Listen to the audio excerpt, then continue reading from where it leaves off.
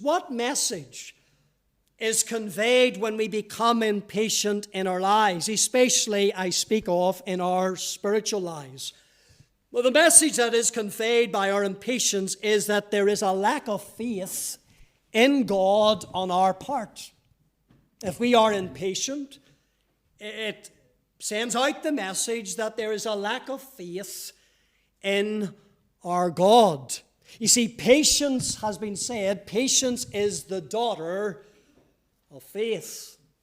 Patience is the daughter or the offspring of faith.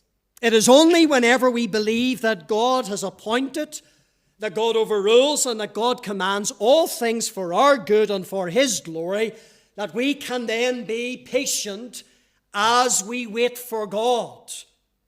We must believe that God has appointed, that God is overruling, and God is commanding all things for our good and for His glory. And it is there when we find ourselves in that, what we would term, that sweet spot as a Christian. When our faith in God is where it ought to be, then we find that we can then exhibit this Christian virtue or grace of patience.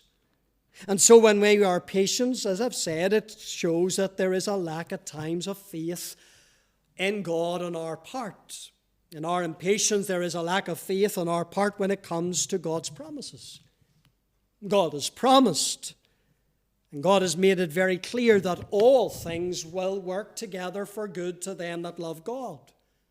God has promised that He will perform the thing that is appointed for me. God has promised that He worketh all things after the counsel of His will. He has promised that no good thing will He withhold from them that walk uprightly. Those are God's promises. But by our impatience, we come to express a lack of faith in what God has promised in His Word.